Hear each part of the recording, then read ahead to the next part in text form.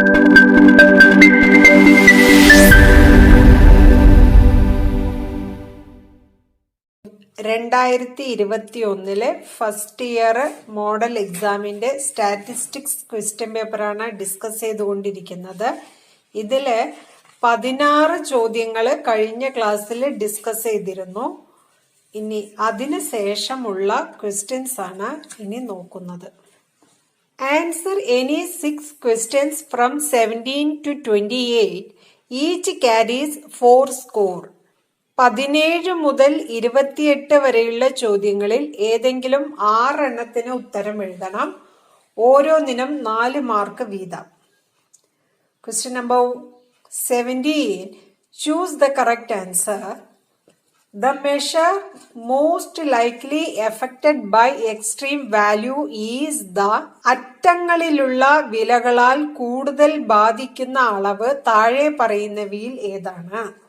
Median, മീൻ, mode, ക്വാർട്ടൈലുകൾ. നോക്കൂ, നമ്മുടെ text ബുക്കില് മീൻ, മീഡിയൻ, മോഡ് ഇവ തമ്മിലുള്ള കമ്പാരിസൺ തന്നിട്ടുണ്ട്. ഇതില് 4ാമത്തെ കമ്പാരിസൺ നോക്കൂ, affected by extreme values. Mean extreme വാല്യൂസിനെ എഫക്ട് ചെയ്യുന്നുണ്ട്. പക്ഷെ മീഡിയനും മോഡും നോക്കൂ, not affected by extreme values എന്നാണ് തന്നിരിക്കുന്നത്. അതുകൊണ്ട് ആൻസർ മീൻ ആണ്. 17B question.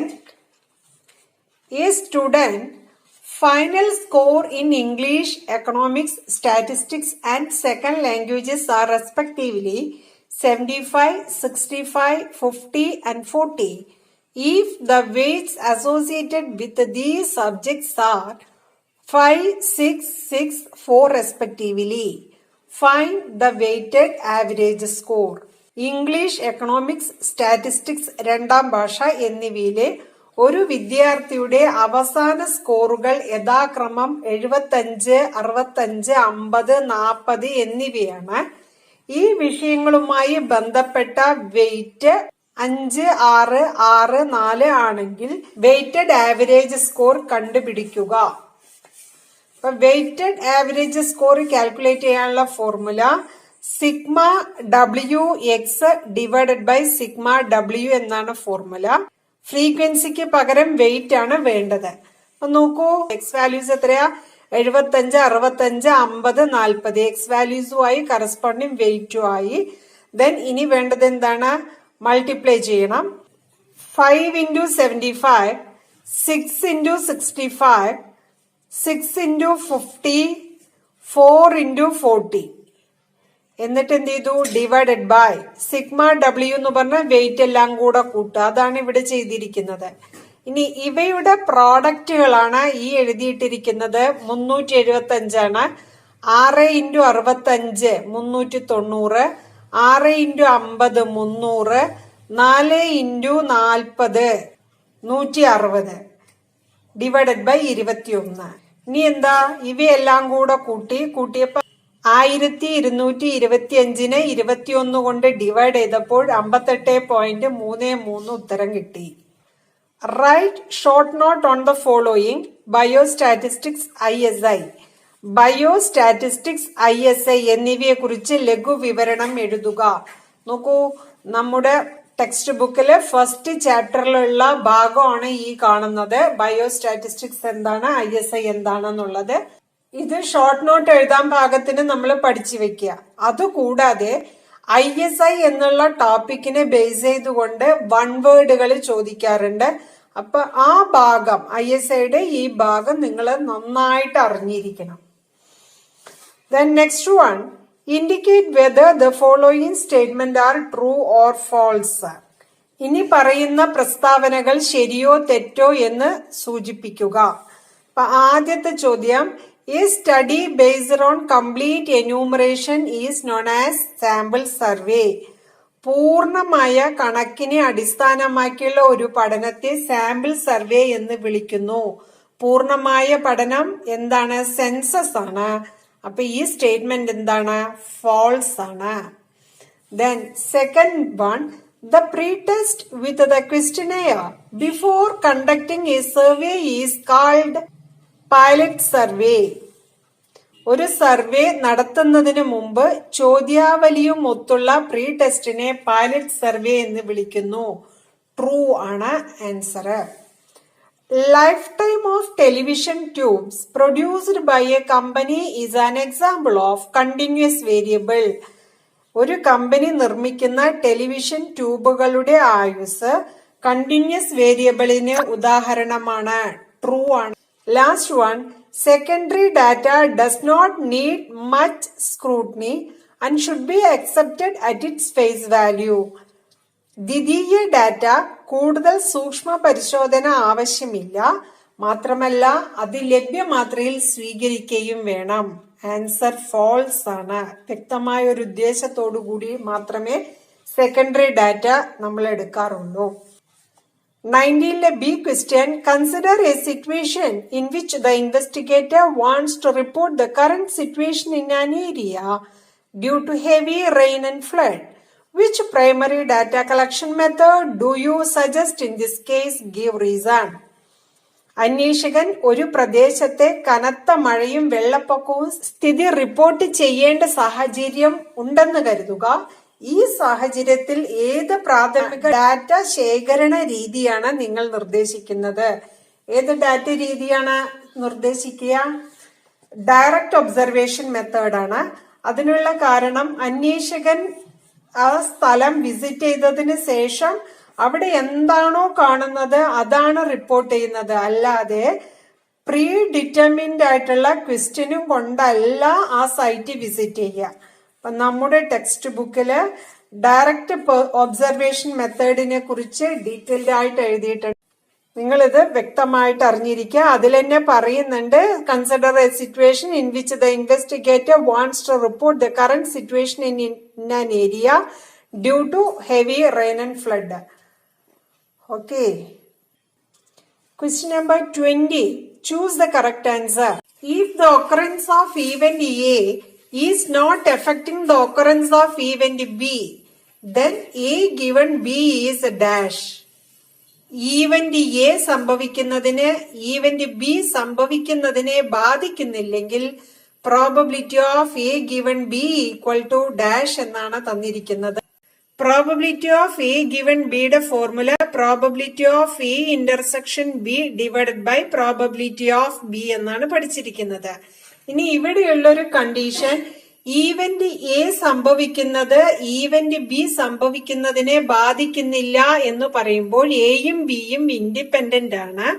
ഇൻഡിപെൻഡന്റ് ആണെങ്കിൽ പ്രോബബിലിറ്റി ഓഫ് എ ഇന്റർസെക്ഷൻ ബിനെ probability of A into probability of B എന്ന് എഴുതാം, divided by probability of B. രണ്ട് ഭാഗത്തും പ്രോബബിലിറ്റി ഓഫ് ബി ഉണ്ട്, ന്യൂമറേറ്ററിലും ഡിനോമിനേറ്ററിലും കട്ട് ചെയ്തു, which is equal to probability of A. അങ്ങനെ സെക്കൻഡ് ഓപ്ഷൻ ആണ് കറക്റ്റ് വൺ. 20ലെ B question, a bag contains 3 white and 4 black balls.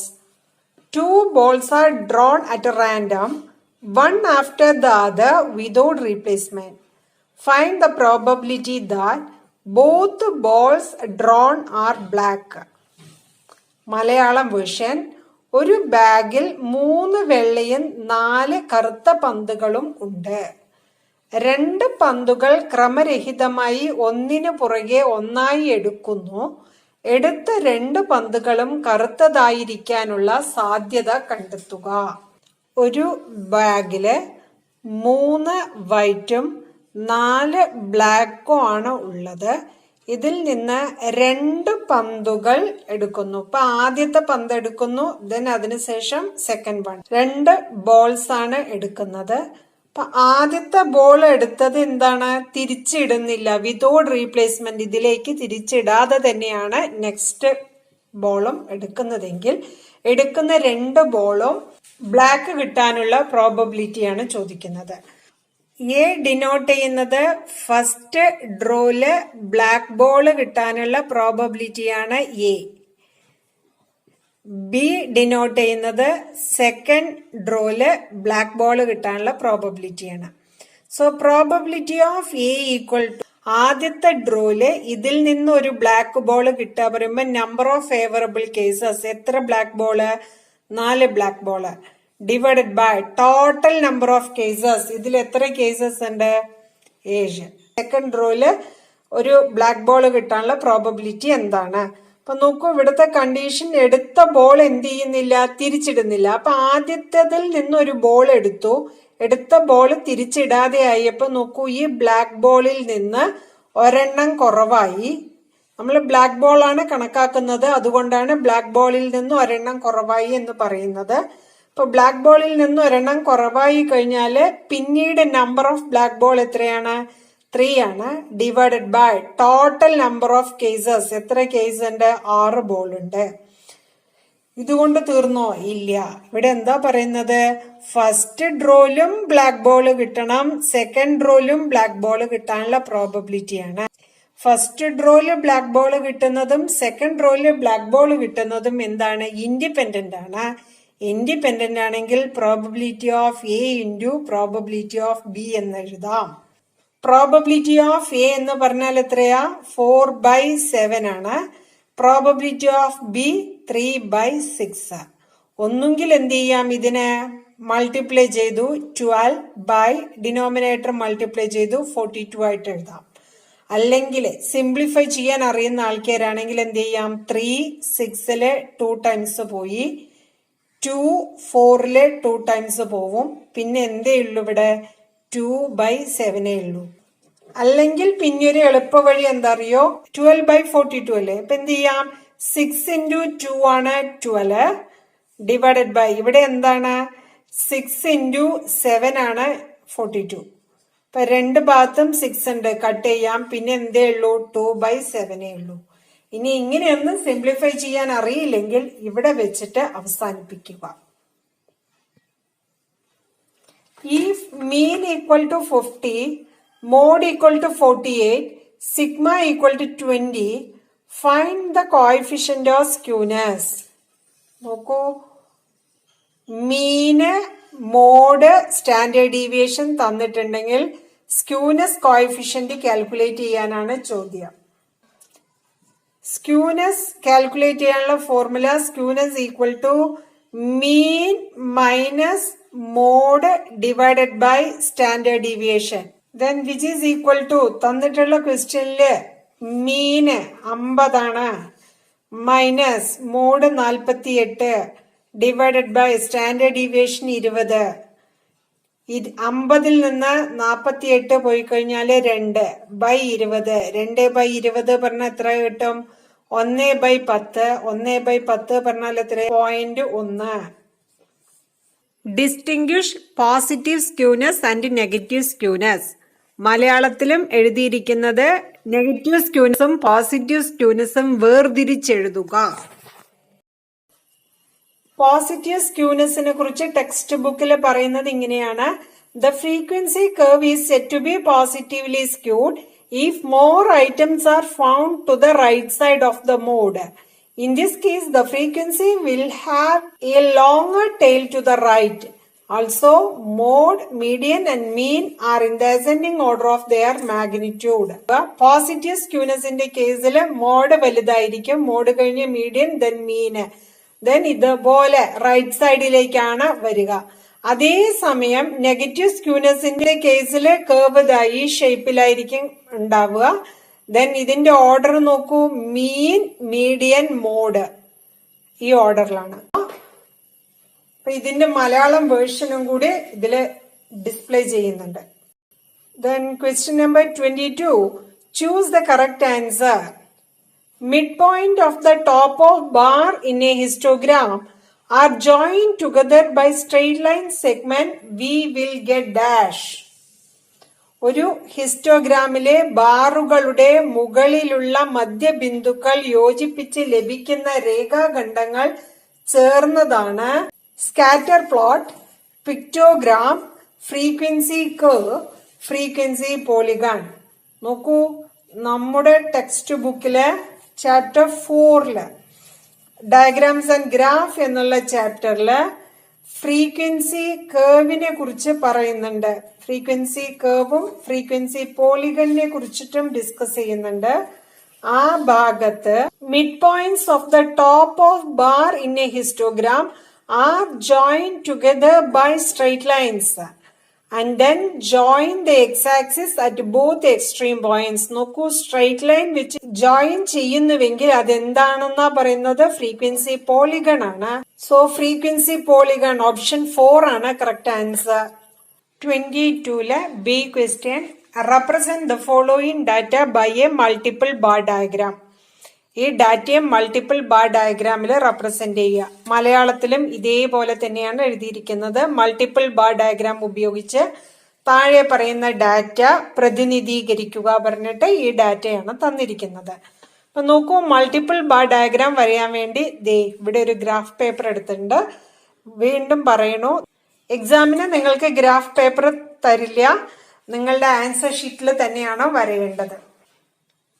നോക്കൂ, ഇത് y axis, this one x axis. എക്സും വൈയും തമ്മിൽ കൂട്ടിമുട്ടുന്ന പോയിന്റ്, ഈ ജോയിന്റ്, ഈ പോയിന്റിന് 0 എന്നുള്ള പേരിൽ വിളിച്ചു. നോക്കൂ, y ആക്സിസ് 10 ഡിഫറൻസിൽ മാർക്ക് ചെയ്തിട്ടുണ്ട് 150 വരെ. കാരണം ഇവിടെ തന്നിരിക്കുന്ന ഡീറ്റെയിൽസിലെ മാക്സിമം വാല്യൂ 150 ആണ്. അതുകൊണ്ടാണ് 150 വരെ മാർക്ക് ചെയ്തത്. ഓക്കെ, ഇനി നോക്കൂ, ചെയ്യുന്നത് ഇത്രയും ഡിസ്റ്റൻസ് ഞാൻ എ ആയിട്ട് കൺസിഡർ ചെയ്യണു. ദെൻ ഒരു ഗ്യാപ്പ് വിട്ടു. ഇത്ര ഭാഗം വിട്ടതിന് ശേഷം വീണ്ടും അതേ ലെങ്തില് ഇത്രയും ഭാഗം ബി ആണെന്ന് പറഞ്ഞിട്ട് കൺസിഡർ ചെയ്യണു. ദെൻ ചെറിയൊരു ഭാഗം ഞാൻ വീണ്ടും ഒഴിവാക്കി. ആണോ, ഇവിടെ കൊടുത്ത അതേ ഗ്യാപ്പ് ബിന് ശേഷം ഒഴിവാക്കിയതിന് ശേഷം ഇത്ര distance C, factory C mark ചെയ്യാനാണെന്ന് പറഞ്ഞിട്ട് ലാബിൽ എഴുതി വെച്ചു. അതിനുശേഷം എ എന്നുള്ള ഫാക്ടറി ഇത്ര ഡിസ്റ്റൻസിലാ മാർക്ക് ചെയ്യണമെന്ന് തീരുമാനിച്ചു കഴിഞ്ഞാല് ഇവിടെ 2 ഡീറ്റെയിൽസ് ആണ് ഉള്ളത്, മെയിലും ഉണ്ട് ഫീമെയിലും ഉണ്ട്. അപ്പൊ 2 ഡീറ്റെയിൽസ് ആവുമ്പോൾ ഈ ഡിസ്റ്റൻസിനെ 2 ഈക്വൽ പാർട്സ് ആക്കിയിട്ട് മാറ്റി. ഇനി ഇവിടെ തന്നിരിക്കുന്നത് 3 ഡീറ്റെയിൽസ് ആണെങ്കിൽ എന്ത് വേണം? നമ്മൾ എടുക്കുന്ന ഭാഗം 3 ഈക്വൽ പാർട്സ് ആക്കിയിട്ട് മാറ്റുക. അപ്പൊ ഇവിടെ 2 ഡീറ്റെയിൽസ് അടയാളപ്പെടുത്താനുള്ളൂ. അതുകൊണ്ട് ഈ എടുത്തിരിക്കുന്ന ഇത്രയും ഭാഗത്തിന് 2 ഈക്വൽ പാർട്സ് ആക്കിയിട്ട് മാറ്റി. ഓക്കെ, ദെൻ ഇനി ഫാക്ടറി എയിലെ മെയില് 100 ആണ്. ഫാക്ടറി എനെ ലാബിൽ ചെയ്യുന്നത് ഇവിടെയാണെന്ന് പറഞ്ഞു. ഇപ്പൊ എ എന്നുള്ള ഫാക്ടറിയിലെ മെയില് 100 ആണ് പറയുമ്പോൾ മെയിൽ എവിടം വരെ? ഈ പോയിന്റ് ആണ് 100. ഇവിടെ ഇങ്ങനെ ജസ്റ്റ് മാർക്ക് ചെയ്തതിന് ശേഷം സ്കെയില് യൂസ് ചെയ്തുകൊണ്ട് ആ ബാർ വരയ്ക്കണം. ഓക്കെ, ക്ലിയർ ആയിട്ടുണ്ടാവും കരുതണു. ഇവിടെ വരഞ്ഞു. ഫാക്ടറി എയിൽ ഫീമെയിൽ എത്രയാണ് നോക്കുക? 75 ആണ്. അപ്പൊ നോക്കൂ, 70 ഇവിടം വരെയാണ്. ഈ ഭാഗം 75 പറയുമ്പോ ഇതുവരെയാണ് 75. അപ്പൊ ജസ്റ്റ് ഒരു മാർക്ക് ചെയ്ത് വെച്ചു. എന്നതിന് ശേഷം ബ്ലൂ കളറുള്ള ബാർ റെപ്രസെന്റ് ചെയ്യുന്നത് മെയിലിന്റെ ഡീറ്റെയിൽസ് ആണ്. ദെൻ നെക്സ്റ്റ് തൊട്ടടുത്ത് തന്നെ കാണുന്ന ഈ ബാർ റെപ്രസെന്റ് ചെയ്യുന്നത് ഫീമെയിൽ. ദെൻ ഇനി എന്ത് ചെയ്യാം? ഇത് മെയിലിന്റെ ഡീറ്റെയിൽസ് ആണെന്ന് അറിയാൻ വേണ്ടിയിട്ട് ഒന്ന് ഷെയ്ഡ് ചെയ്ത് കൊടുക്കാം കേട്ടോ. ദെൻ നെക്സ്റ്റ് വേണ്ടത് ഫാക്ടറി ബി. ഫാക്ടറി ബിയിലെ മെയിൽ എത്രയാ നോക്കൂ? 125. നോക്കുക, ഒരു ഗ്യാപ്പ് വിട്ടതിന് ശേഷമാണ് ഫാക്ടറി ബി ഇത്രയും ഭാഗമാണെന്ന് തീരുമാനിച്ചിരിക്കുന്നത്. ഈ ഫാക്ടറി ബി ലാബിൽ ചെയ്യാൻ പോകുന്നവിടെ 2 ഈക്വൽ പാർട്സ് ആക്കിയിട്ട് മാറ്റി. ഇത്രയും ഭാഗം മെയിലിനെയാണ് റെപ്രസെന്റ് ചെയ്യാൻ പോകുന്നത്. മെയില് 125 ആണെങ്കിൽ നോക്കൂ, ഇതുവരെയുള്ള ഭാഗം 120. ഈ സ്കെയില് നിൽക്കുന്ന ഇതിന് നേരെ നോക്കാം 120. പക്ഷെ നമുക്ക് വേണ്ടത് 125 ആണ്. ഓക്കെ, മെയിലിനെ റെപ്രസെന്റ് ചെയ്യുന്ന കളർ ഏതാണ്? ബ്ലൂ ആണ്. നിങ്ങൾക്ക് ഇഷ്ടമുള്ള പോലെ എന്ത് ചെയ്യാം? പെൻസിൽ കൊണ്ട് മാർക്ക് ചെയ്തിട്ട് ഡിഫറെന്റ് ഷെയ്ഡസ് കൊടുത്താൽ മതിയാകും. ഇതുപോലെ ഇതിനെയും എന്ത് ചെയ്യാം? ഡാർക്ക് ചെയ്യാം കേട്ടോ. ദെൻ പിന്നെ വേണ്ടത് ഫീമെയിൽ. ഫീമെയിൽ എത്രയാണെന്ന് നോക്കൂ. ബി ഫാക്ടറിയിലെ ഫീമെയിൽ 150 ആണ്. 150 എവിടെയാണ്? ഇതാണ് 150 കേട്ടോ. അപ്പൊ സ്കെയില് ഞാൻ അതിനനുസരിച്ച് ഇവിടെ ഹൈറ്റില് വെച്ചു. ബിയിലെ മെയിൽ എവിടെയാണോ അടയാളപ്പെടുത്തിയത് അതിന് ചേർന്ന് തന്നെ വേണം ഫീമെയിലും രേഖപ്പെടുത്താൻ. ഷെയ്ഡ് ചെയ്യാം. ഇനി വേണ്ടത് ഫാക്ടറി സിയില് മെയില് 80 ആണ്. മെയിലിനെ അടയാളപ്പെടുത്തുന്നത് ബ്ലൂ കളറാണ്. അപ്പൊ ഫാക്ടറി സി ഇത്രയും ഭാഗം ഇതിനെ 2 ഈക്വൽ പാർട്സ് ആക്കി മാറ്റി. അപ്പൊ ഈ ഭാഗം ഇതില് 80 എന്ന് പറയുമ്പോ നോക്കൂ, ഞാൻ എന്താ സ്കെയില് 80യുടെ ഹൈറ്റിനനുസരിച്ച് വെച്ചു. എന്നതിന് ശേഷം ഇതാണ് 80.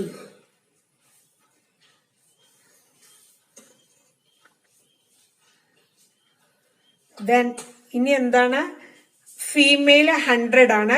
ഫാക്ടറി സിയിലെ ഫീമെയിൽ 100. അപ്പൊ നോക്കൂ, ഈ ഹൈറ്റ് സ്കെയില് നിൽക്കുന്ന ഈ ഹൈറ്റ് ഇതിനനുസരിച്ചുള്ള ഹൈറ്റ് 100ലാണ്.